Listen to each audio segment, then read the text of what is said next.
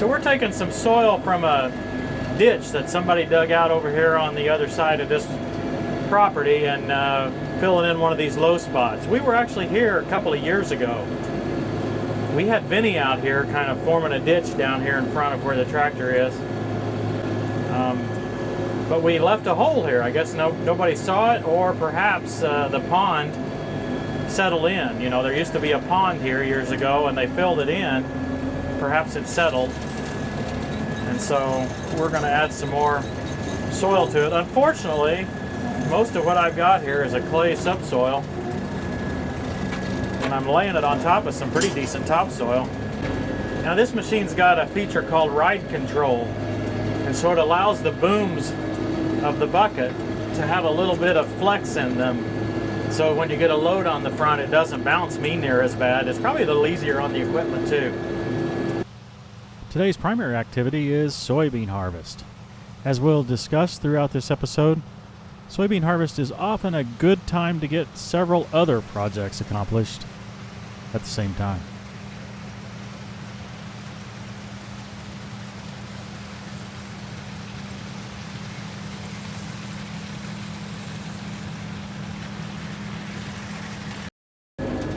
Now it's not unusual during soybean harvest, as long as there's enough people, it's not unusual to be doing another project like this, trying to do a little bit of field repair work while we're harvesting. During corn harvest, there's usually not time because there's just too much hauling needs to be done. There's a lot more corn gets transported off the property than soybeans. It just yields a lot more. This is a good visual of how the header, the black part of the combine, actually works. You'll see the sickle bar there cutting off the soybean plants. Then you can see those two big belts that are dragging the soybeans to the center of the combine. That's called a draper. The use of a belt or draper has only become common over the last several years as the heads have got wider and wider. The prior solution was an auger that ran all the way across the head. That worked well until you got to about 25 or 30 foot wide headers. Beyond that width, the auger has two problems. First, it doesn't feed the crop evenly into the combine. If the material goes in unevenly or in big wads, it can plug the combine mechanism. The other disadvantage of a big fixed auger is that the header can't flex. Soybeans will produce seeds from the bottom of the plant all the way to the top of the plant. So it's important that that header be able to cut right next to the ground. When you see these views at a distance, you might think that the ground is perfectly level, but it is not. Not by a long shot. In fact, and you can see in this through right here, where that darker color is, that's low spot, where water has stood in the spring. There have been many innovations which allow these headers to hug the ground and cut within an inch of the ground all the way across that 40-foot surface. The first I know of was in the late 60s, early 70s. They call it header height control. The header had mechanical sensors underneath it that would automatically raise and lower the header to try to keep it as close to the ground as possible. This was much more accurate and much easier on the operator than a manual control where you had to watch the height at all times. As headers got up to 15 feet or more in width, the next innovation was called a floating cutter bar. This allowed 3 to 6 inches of flex all the way across the cutter bar to be able to handle small variations in elevation. As you can see, Tom's got the bush hog. I think it really is a bush hog in this case. He's doing some mowing around that's hard to get to while the crops are standing. We have to do some mowing like that to keep the small sprouts, the trees, from growing up. One might ask why there's weeds in that particular area of the field. Well, that's kind of a ditch, a low-lying area, and Tom doesn't spray them. He doesn't apply the herbicides to those areas so that the weeds can grow up. And those weeds growing up will help prevent the erosion. Now there are at least two more innovations that allow these 40-foot headers to be able to hug the ground. Once heads got to 25 to 30 feet, we found that there are times that the header needs to be at a slightly different angle than the drive wheels of the combine. So using those same sensors under the header itself, it can automatically decide to twist it, raising either the left end or the right end appropriately.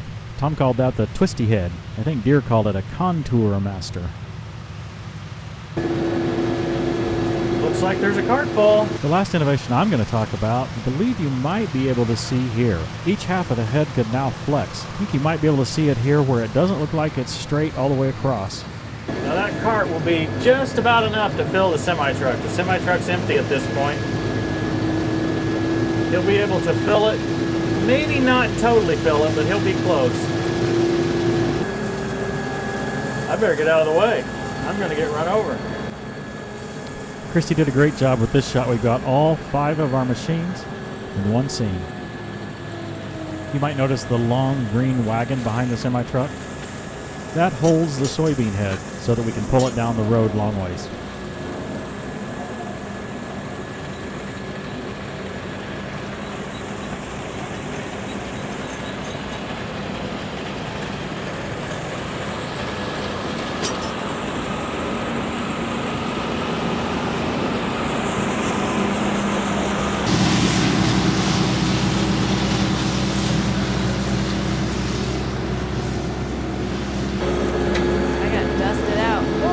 Dusted, Christy? Yeah.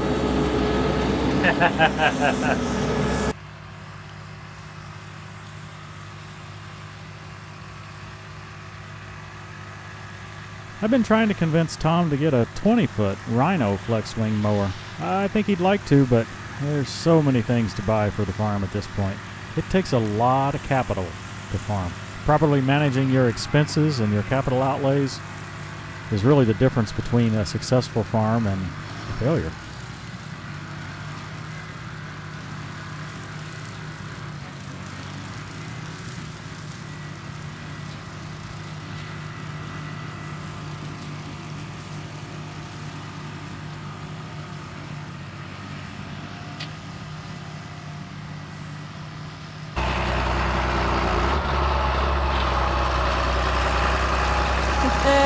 Tom's giving me a thumbs up.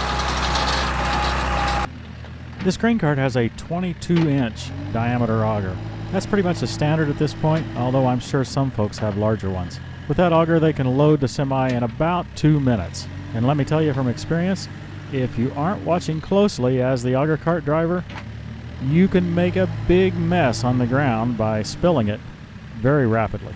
As you can see, Terry's doing a great job of getting the truck full without overflowing.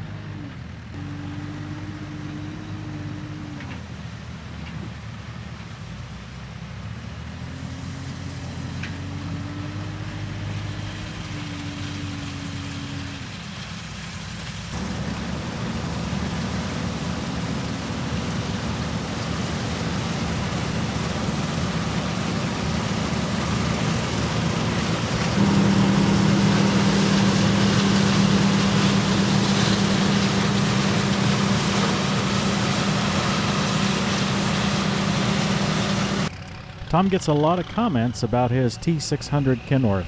It's a 1988 model that he bought brand new. At that time, before he had the opportunity to farm full-time, he was hauling grain with this truck as a full-time occupation. It's been quite a solid machine for him. It has the old Cummins 855 or 14-liter engine and a somewhat rare 9-speed manual transmission. I think it's only got 500,000 or 600,000 miles on it at this point. It doesn't see nearly as much use now that Tom is farming full-time. Even though he doesn't drive nearly as much as he used to, I promise you he can back that trailer into a spot 10 foot wide any day, any time.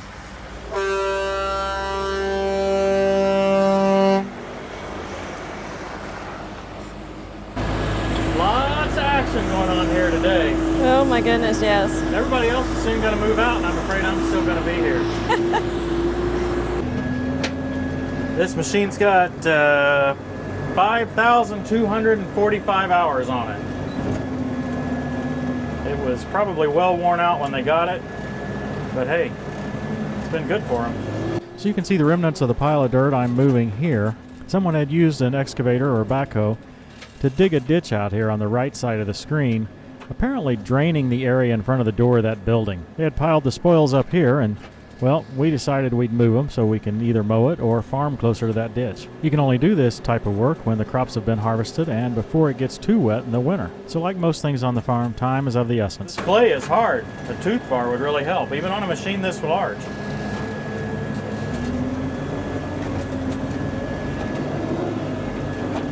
Now it's got a 4-speed transmission and then a shuttle shift.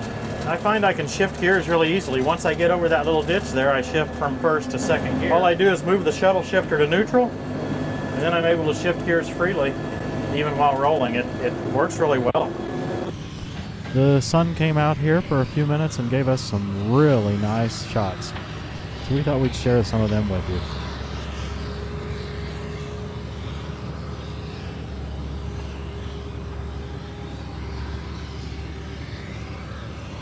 You might be wondering about the tracks that go a little bit of an angle there in the field.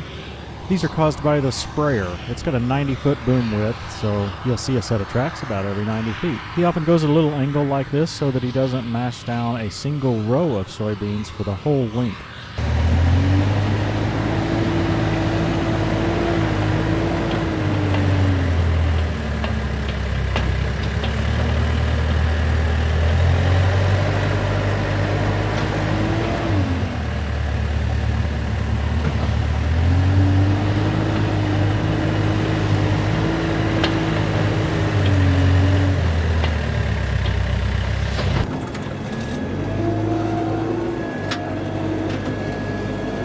With a loader like this, with this style, I'm not concerned at all about tearing up the dump and curl cylinders or bending them by back dragging with the bucket overturned. If you'll notice, when the bucket is fully dumped, these dump and curl cylinders are retracted. It's a different design than the typical loader used on a tractor nowadays.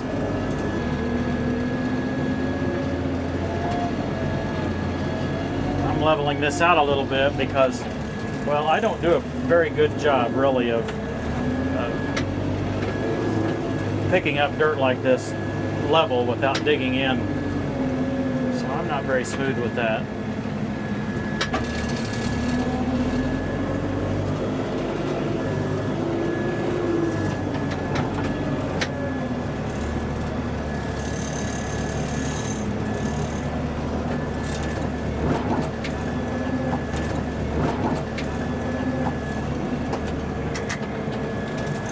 Where I shifted gears again. Now that ditch right there, once I get this dirt pile moved, Tom wants me to make that ditch less of an angle so that he can run his mower along it.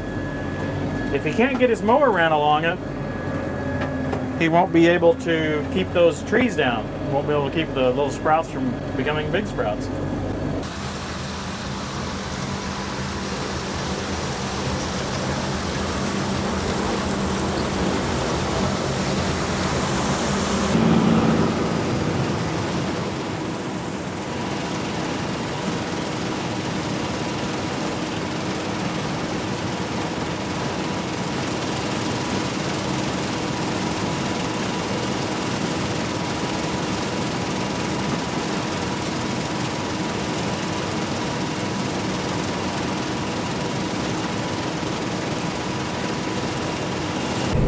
Randall's combining today. You want to unload?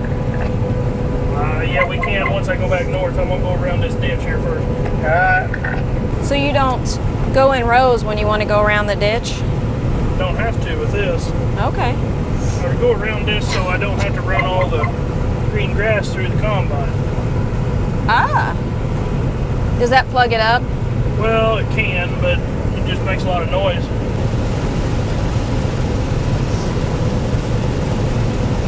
So how's the yield? Can't complain, I guess is the best way to put it. Okay. They look better than what they are. And we ran short on water. We had really good potential, and then the rain shut off.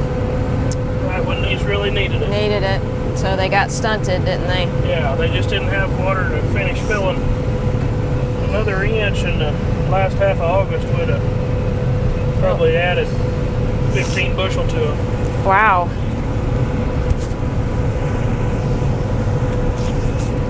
It hadn't rained much at all since the first half of August. It has been kind of a dry fall. For sure. It makes harvest better because you can drive the truck loaded anywhere in the field. Yeah. But a little bit more sure to help the beans. Yeah, for sure. Now these are seed beans, right? Yeah. So what company are they going to? They're Pioneer. Okay. So somebody will probably be planting these next year. Right. They'll be taken and cleaned, get all the pods out and the split beans out and the trash, and they'll be pure, pretty beans that'll show up on somebody's farm in a bag or a box for next year. That's cool. What all special things do you have to do to them because they're seed beans? Well, we got to clean out the combine.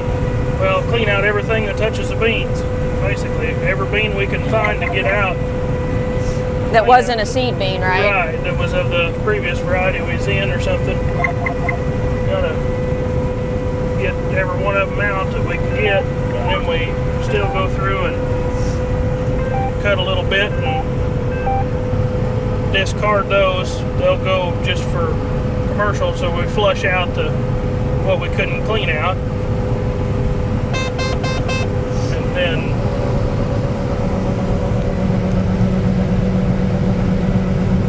about the only other thing, we store these in the bin, and they've got to have the bin cleaned out,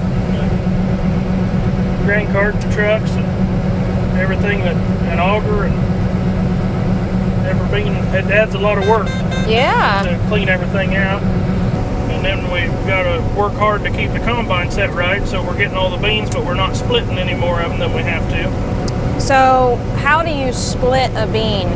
Like what makes it split? Well, rotor speed and concave settings, but it's just the machine settings that where you grind them too hard, or Okay. you want as many whole beans as you can, because a split bean won't grow. Well, that's interesting. Do they have a way at the company to pick out the split ones? Yeah, they run them through screens and Okay. make sure they've got Nice, good just beans. nice beans. Because these are expensive, right? Well, they're expensive to buy. Right. They sell them for a lot more than what they give us for them, though. I'll say that. Yeah. And you guys go to a lot of extra trouble for them. Yeah, but we get premium that we feel makes it worth it. So Now, how long do you store them in your bins? Till until they ask for them, basically, they'll be out of there by planting time. Obviously, so they have time to get them in and get them cleaned and packaged to be ready to plant for next year. Monitor yield and auto steer. This one's auto steer, and it's monitoring here. It's making a map too. The scale's not adjusted, but we're making a map. We get our scale.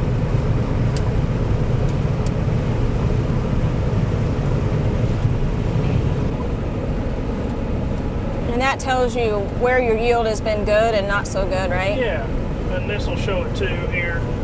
But this is running climate field view. It's just a secondary mapping. Okay.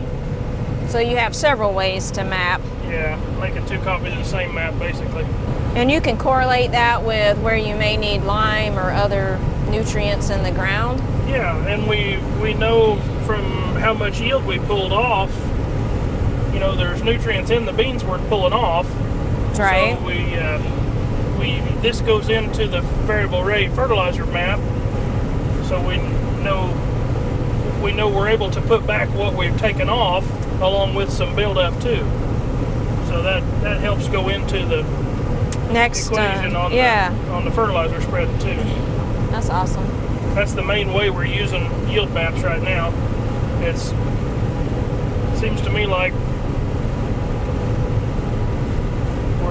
there ought to be more ways to be able to put that into use. That's the main way right now, is at least being able to put back removal for fertilizer. Right. I mentioned earlier that soybeans yield less than corn. Because of this reduced yield and because of a short haul to the bin, we're able to get away with only one truck. In corn, or when there's a much longer commute, we need a couple of trucks and a couple of drivers. Actually, I'm oversimplifying this discussion quite a lot. The entire pipeline, from combine to destination, needs to be optimized. You need to balance the size of the combine, grain cart, truck, and that red auger you see there is a very important part of it. At this point, they're using a 13-inch auger, powered by that 105 horsepower Oliver tractor there. It's really a big load for it. By grabbing some of the soybeans from the bottom of the feed there, Tom's able to look for foreign material, or the real light stuff that the combine maybe should be cleaning out. This is part of the process where they continually optimize to get the cleanest seed possible. Hey Tom, we got our nephew Montana with us this afternoon. Yes, he's been big help. All the way from Baltimore. Yes, yes. We put him do the dirtiest jobs we can find. Yeah, yeah, you're gonna get a new TV program called Dirty Jobs. Dirty jobs from Montana. Hey, I hate to leave a job half done here, Tom, but we're gonna have to get going. Nothing we're not used to. It's hard to get good, cheap help. So we've moved a lot of this dirt. You wanted some of this dirt moved so that you could mow up here on top, right? Yes, and you're doing it's great. And then Really good you work. wanted some of this ledge kind of rolled back there a little bit so you could get the wing of your so flex we wing can mower get in the there. flex- Well, I got most of the dirt moved, but it was a long commute. Yeah, well, yeah. A lot of stuff going on today. You had the bush hog out there.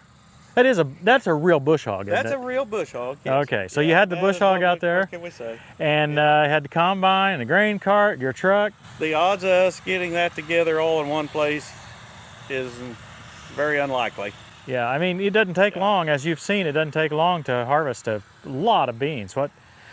We've done 40 acres probably here, right? Well, just in the hour we've been here probably. So 2 hours, I don't know. Yeah, Time goes fast when I'm on a and tractor. as long as it's moving.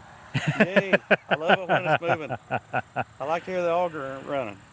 I don't even know what all is in this video. There were so many people doing so many different things.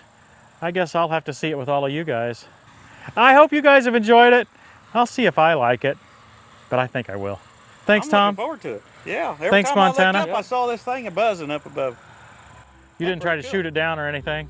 Well, Harry has his gun with him. I mean, didn't have come on. anything but a A finger. Thanks for watching, everybody. We'll see you next time on Tractor Time with Tim.